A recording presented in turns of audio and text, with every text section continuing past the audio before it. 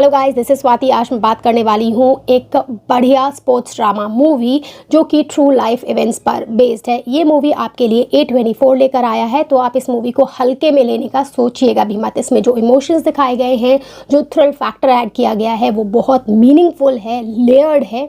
और मूवी का नाम है आयरन क्लॉ, जो लगभग 2.25 घंटे लंबी मूवी है। गोर इसमें है नहीं, वायलेंस भर भर कर है, प्रोफानिटी और अडल्ट सीन्स माइल्ड रहेंगे, अडल्ट सीन्स इंसिनुएटेड हैं। और जो इस मूवी की थीम है उसके बेसिस पर मैं इसे बादशाह अडल्ट्स को ही रिकमेंड करूंगी।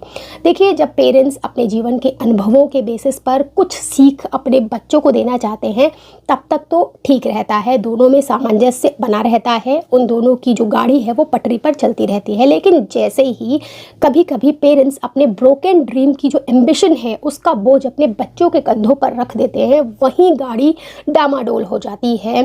किस तरीके से एक ब्लेसिंग कर्स में बदली जा सकती है, इससे आप इस आयरन क्लॉ मूवी को देखकर बहुत अच्छे से समझ पाएंगे।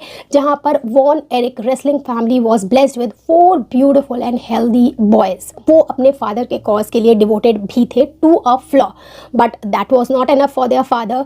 वो अपने ब्रोकन ड्रीम्स को पूरा करने की जो एम्बिशन अपने अंदर लिए हुए थे, उससे उनका डिबिलिटेटेड विजन हो गया था। उन्हें साफ साफ कुछ नहीं दिख रहा था, उनके वर्ल्ड में इमोशन की कोई जगह नहीं थी। और किस तरीके से उनके सपने उनके बच्चों को इनसाइड आउट खाए जा रहे हैं, उन्हें दिखना बंद सा हो गया था। And that's how guys a blessing is converted into a curse. इस मूवी का डायरेक्शन मुझे काफ़ी फाइन लगा है और उसे डेकोरेट किया गया है 80s के ब्रिलियंट रॉक म्यूजिक से। एक्टिंग भी सबकी टू द पॉइंट थी, specially Zac Efron, Jeremy Allen White, Harris Dickinson बहुत ही परफेक्ट लग रहे थे अपने रोल में। और first half of the movie में जो इनके थ्रू ब्रदरली बॉन्ड देखने को मिला है वो बहुत ही हैप्पी आपको फील कराता है। और जस्ट कॉन्ट्रारी टू दैट, जो second half of the movie है वो आपको काफ़ी दुखी करती है। मुझे ये मूवी बहुत अच्छी लगी है, मैं इसे देती हूँ 9.5 आउट ऑफ 10 ना। बाकी पूरी मूवी को लेकर मेरा क्या एक्सपीरियंस है ये मैं आपसे शेयर करती हूँ और आप डिसाइड करेंगे कि आपको ये मूवी देखनी चाहिए या नहीं देखनी चाहिए। इससे पहले अगर आप नए आए हैं प्लीज सब्सक्राइब। सो और this movie the Iron Claw, अगर हम स्टोरी की बात करते हैं तो कहानी 1980s में चलती है, क्योंकि ये ट्रू लाइफ इवेंट्स पर बेस्ड है।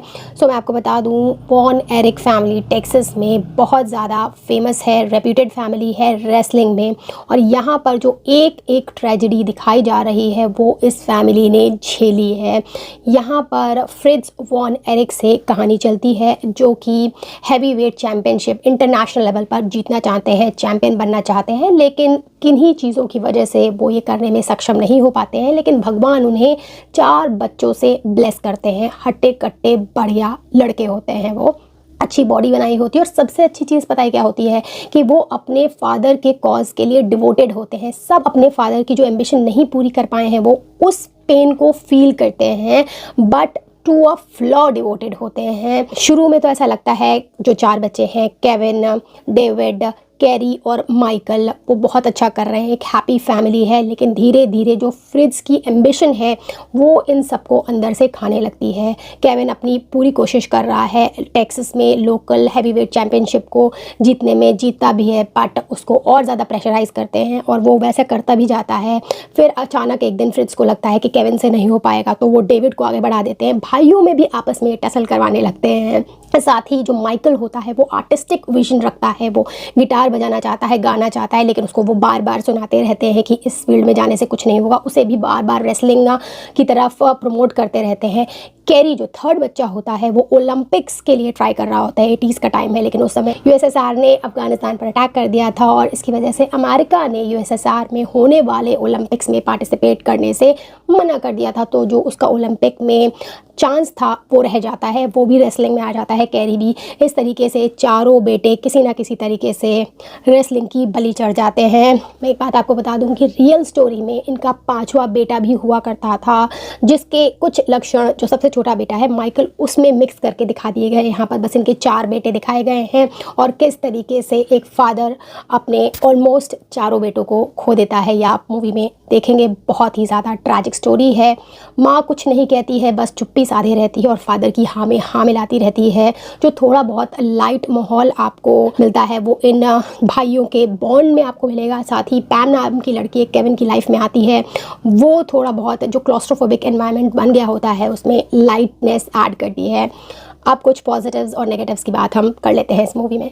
इस मूवी का सबसे बड़ा और पहला पॉजिटिव है इसकी कहानी, जो कि मुझे काफ़ी हार्ट फेल्ट लगी है। इसमें जो फर्स्ट हाफ में ब्रदरली बॉन्ड दिखाया गया है, वो कामनेस, अफेक्शन जो है इनके बीच का, वो आपको सूद करता है। आप पहले हाफ ऑफ द मूवी में काफ़ी हैप्पी फील करते रहते हैं और जैसे ही सेकेंड हाफ आता है, एक के बाद एक ट्रेजेडीज़ होना शुरू हो जाती हैं और ऐसा लगता है कि आप जाकर अंदर किसी को समझा दें कि stay away from the dark shadow of your father, cause तुम्हारा सब कुछ ख़त्म होने वाला है। इस कदर आप इस मूवी से कनेक्टेड हो जाते हैं। बहुत ही रियल इमोशंस दिखाए गए हैं, एटलीस्ट मुझे तो लगे हैं। सेकंड पॉजिटिव जो मुझे इस मूवी का लगा है वो है होल्ट मैकनली। फॉर श्योर इसके साथ आप भी एग्री करेंगे, जिन्होंने फादर का रोल किया है, बेहतरीन एक्टिंग करी है उन्होंने।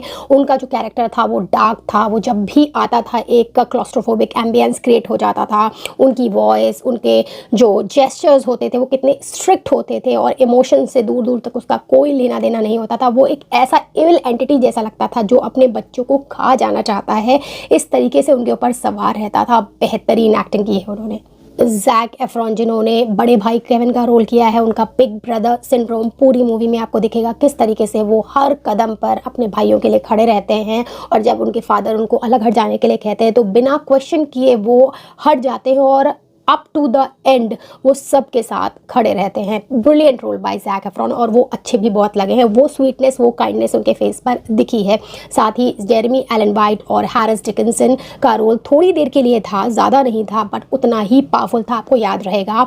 लिली जेम्स जिन्होंने पैम का रोल किया है, जो केविन की वाइफ बनी है, वो एक कोल्ड ब्रीज की तरह मूवी में आती हैं और माहौल को थोड़ा लाइट करती रहती हैं। उनकी प्रेजेंस भी मुझे काफ़ी पसंद आई है। थर्ड पॉजिटिव, डायरेक्शन मुझे अच्छा लगा है इस मूवी का, काफ़ी फाइन लगा है। सेपिया जो फिल्टर यूज़ किया गया है पीरियड ड्रामा को दिखाने के लिए, वो बहुत सूट किया है इस कहानी में। साथ ही देखिए इमोशंस को तो अच्छे से दिखाया ही गया है, लेकिन जो ये एक स्पोर्ट्स ड्रामा है उसकी स्पिरिट को अगर आप रेसलिंग देखते हैं तो वो जो माहौल बनता है और उसमें एक थ्रिल फैक्टर रहता है, जो एक ऑरा होता है सारे रेसलर्स का, उसको बहुत अच्छे से कैप्चर कर पाया है डायरेक्टर और वो मुझे बहुत पसंद आया है। फोर्थ पॉजिटिव, रेसलिंग को लेकर मूवी बने और रॉक म्यूज़िक ना हो, ये कमी आपको हमेशा अखरती रहेगी, लेकिन ये चीज़ आपको इस मूवी में नहीं मिलने वाली है। कॉज 80s के ब्रिलियंट रॉक म्यूज़िक से इस मूवी को सजाया गया है। स्पेशली टॉम सॉयर नाम का रश बैंड का सॉन्ग है, वो आपको बार बार सुनने को मिलता रहता है। साथ ही जो पूरी मूवी में एक बैकग्राउंड साउंड ASMR वाला यूज़ किया गया है, ऐसा लगता है कि आप उस जगह प्रेजेंट हैं, आसपास की आवाज़ें आपको सुनाई देती रहती हैं और मूवी से बहुत ज़्यादा कनेक्शन फील होता रहता है। मुझे अच्छा लगा है ये चीज़। अब अगर ड्रॉबैक्स की बात करते हैं तो ये एक स्पोर्ट्स ड्रामा मूवी है जो कि रेसलिंग पर बनी है, माय फेवरेट। सेकंड, इमोशंस को बहुत एलैबोरेट करके दिखाया गया है, सब कुछ खोलकर रख दिया गया है। थर्ड, यहाँ पर मैस्कुलिनिटी दिखाई गई है बट टॉक्सिक मैस्कुलिनिटी नहीं दिखाई गई है। मैस्कुलिनिटी की सेंसिटिव साइड दिखाई गई है, उनके भी इमोशंस होते हैं। देन फोर्थ, पेरेंट्स को ब्लेम किया गया है, लेकिन बस फादर को नहीं ब्लेम किया गया है, पेट्रियार्की पर ही सब कुछ दोष नहीं मर दिया गया है। मदर की चुप्पी को भी उतनी ही तवज्जो दी गई है, वो चाहती तो अपनी आवाज़ उठा सकती थी। तो ये सारी चीज़ें जो दिखाई गई हैं मेरे लिए परफेक्ट मूवी बनाती हैं। अनबायस वे में दिखाने की कोशिश की जा रही है। हाँ, ये ज़रूर है मूवी में कहीं कहीं पर कुछ चीज़ों को बहुत ज़्यादा एक्सप्लेन नहीं किया गया है, वो आपको इनकम्प्लीट लगेंगी, लेकिन अगर वैसा किया जाता तो मूवी बहुत बड़ी बन जाती, वो इसका एक फ्लॉ हो जाता। बाकी मुझे इस मूवी में कोई भी फ्लॉ नहीं मिला है, मेरे लिए एक परफेक्ट मूवी है, काफ़ी पसंद आई है मुझे। That's it from my side, bye bye.